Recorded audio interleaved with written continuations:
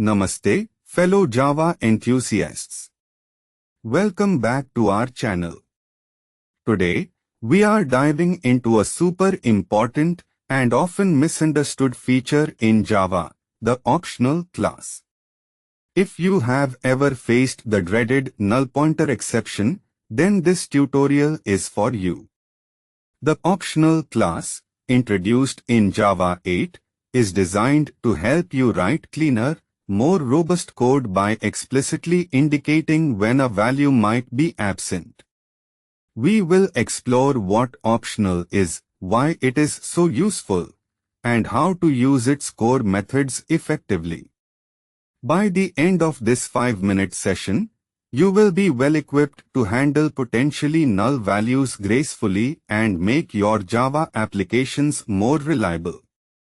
So, grab your virtual pen and paper, and let us begin this exciting journey into the world of Java optional. Alright, let us start by understanding the problem that optional aims to solve. The null pointer exception, or NPE, is one of the most common and frustrating errors in Java. It occurs when you try to use a reference that points to nothing, that is, a null value. Imagine you have a method that is supposed to return a user object, but sometimes no user is found. If that method returns null, and you try to call a method on it, boom, null pointer exception. This makes your code fragile and hard to debug. The optional class acts as a container object which may or may not contain a non-null value. Think of it like a box. The box might contain something, or it might be empty. We can create an optional using optional.of for a non-null value or optional.empty for an absent value.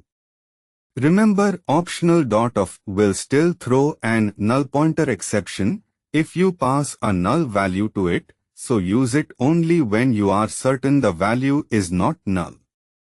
Now that we know how to create an optional, how do we safely interact with the value inside? The optional class provides several methods for this. First, isPresent tells you if there is a value inside the optional. It returns a boolean true if a value is present, false otherwise. This is your primary way to avoid null pointer exception S. If isPresent returns true, you can then safely retrieve the value using get. However, calling get on an empty optional will throw a no such element exception, so always check isPresent first. A much safer and more common approach is to use or else. This method allows you to provide a default value that will be returned if the optional is empty.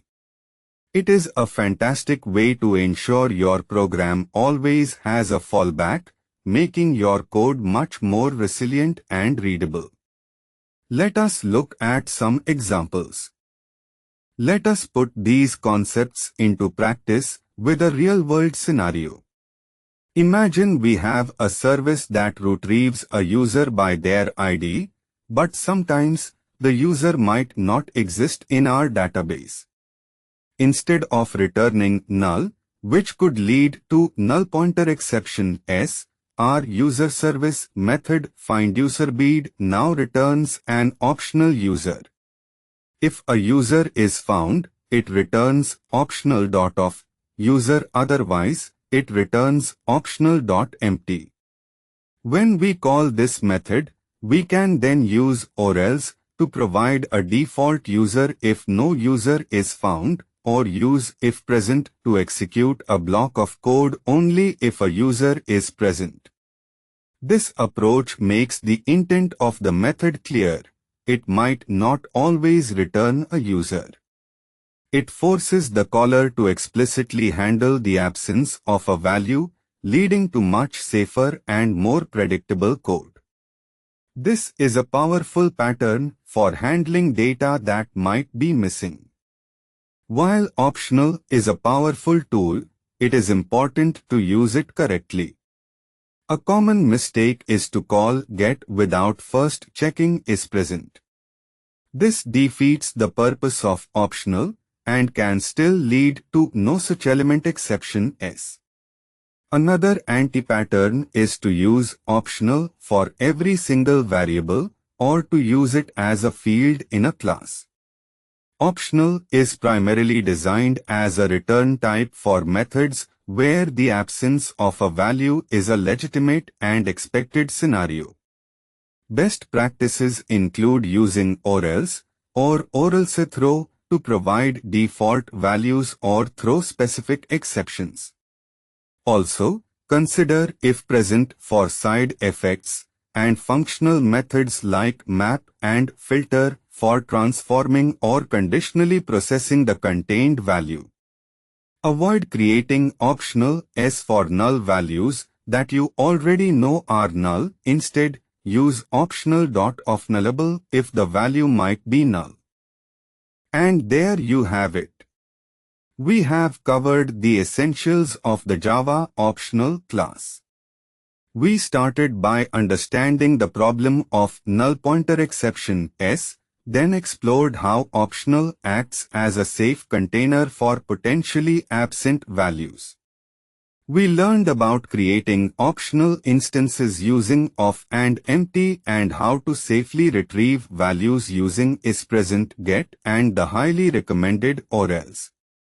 We also walked through a practical example and discussed common mistakes to avoid, along with best practices for using optional effectively.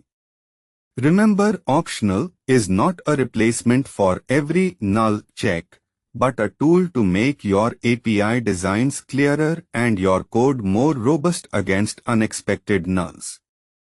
Keep practicing these concepts, and you will soon master optional.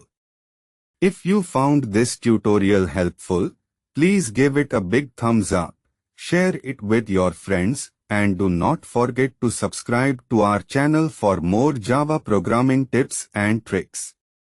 Happy coding, and see you in the next video.